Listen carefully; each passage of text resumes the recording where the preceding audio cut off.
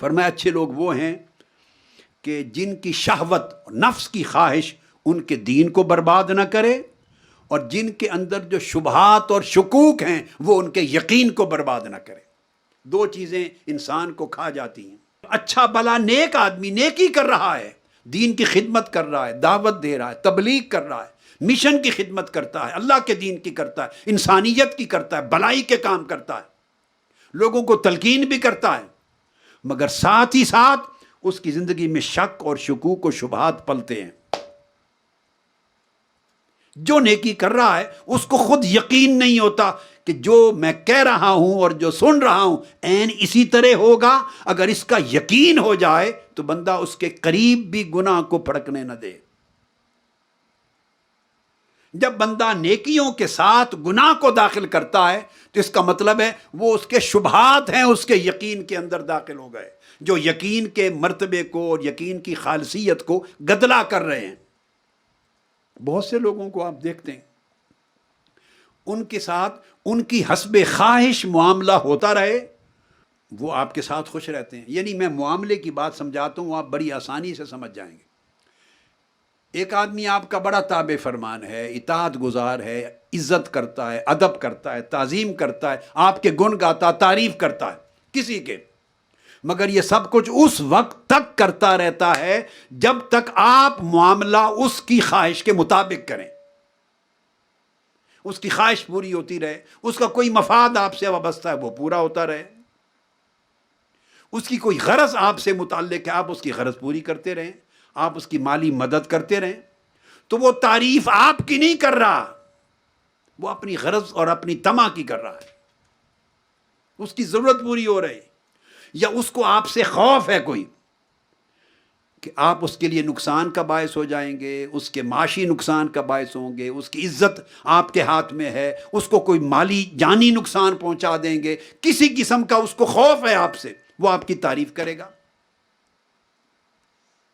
یا اس کو کسی قسم کا لالچ آپ کے ساتھ وابستہ ہے، جڑا ہوا ہے، وہ آپ کی تعریف کرے گا۔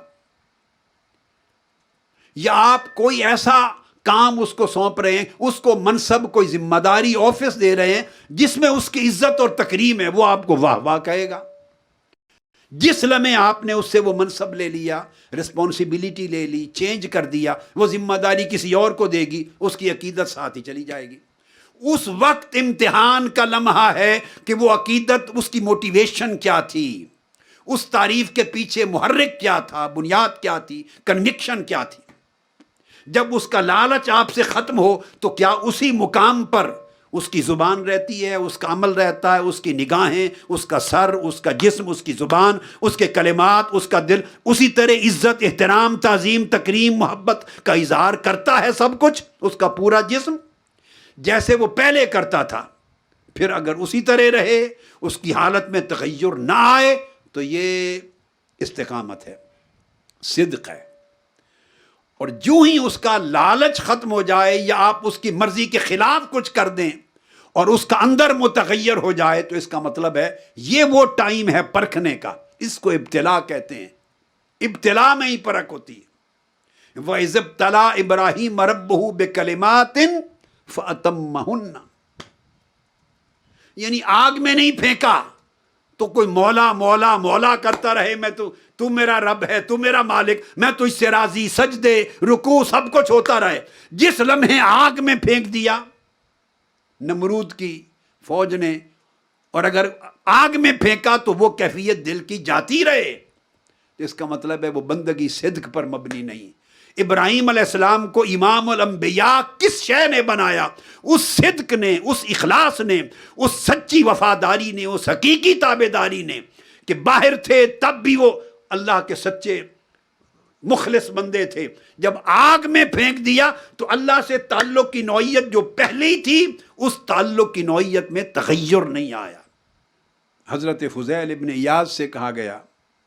بڑی عجیب شے آپ کو کیا لگتی ہے، آپ کے نزدیک عجیب ترین چیز دنیا میں کیا ہے؟ فرمایا بڑی عجیب چیز مجھے دنیا میں یہ لگتی ہے، وہ دل بڑا عجیب ہے جو اللہ کو پہچان لے اور پھر اس کی نافرمانی کرے۔